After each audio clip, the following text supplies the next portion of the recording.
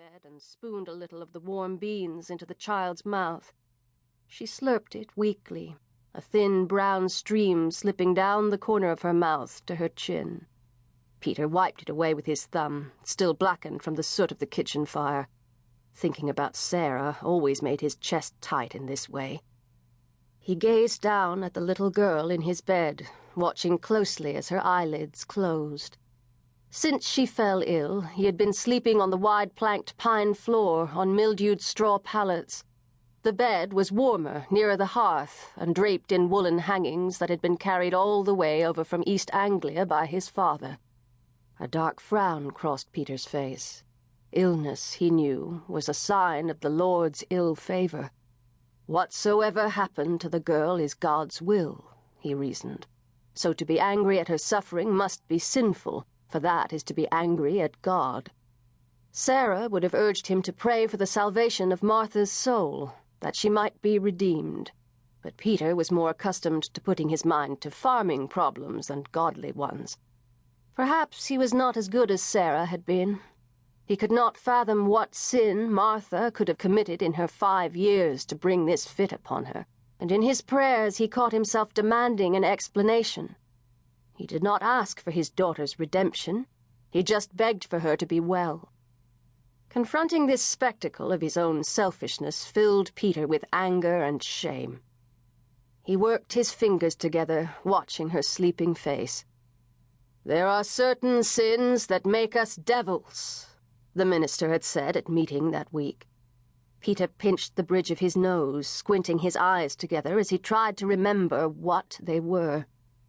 To be a liar or murderer, that was one.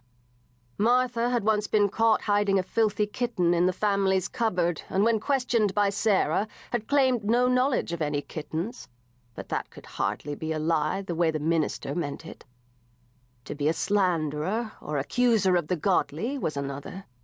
To be a tempter to sin, to be an opposer of godliness, to feel envy, to be a drunkard, to be proud. Peter gazed down on the fragile, almost transparent skin of his daughter's cheeks.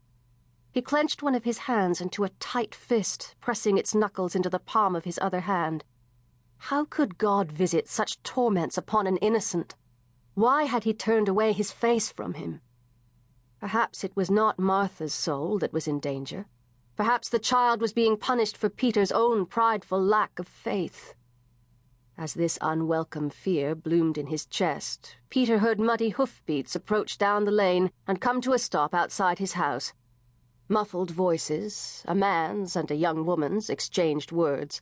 Saddle leather creaked, and then a dull splash.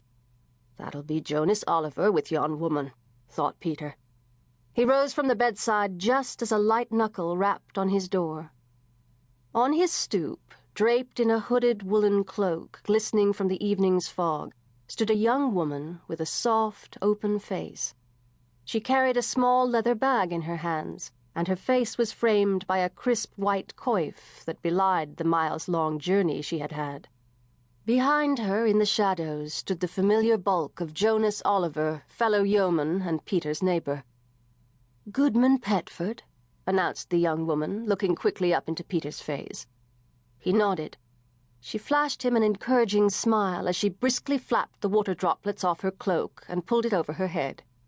She hung the cloak on a peg by the door hinge, smoothed her rumpled skirts with both hands, then hurried across the stark little room and knelt by the girl in the bed. Peter watched her for a moment, then turned to Jonas, who stood in the doorway, similarly wet, blowing his nose vigorously into a handkerchief. "Dismal night," said Peter by way of welcome. Jonas grunted in reply.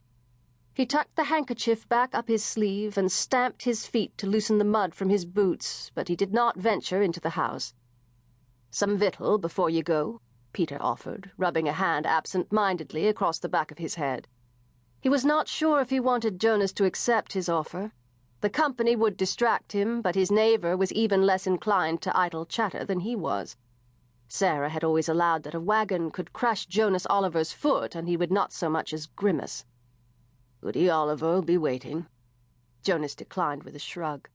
He glanced across the room to where the young woman perched, whispering to the girl in the bed. At her knee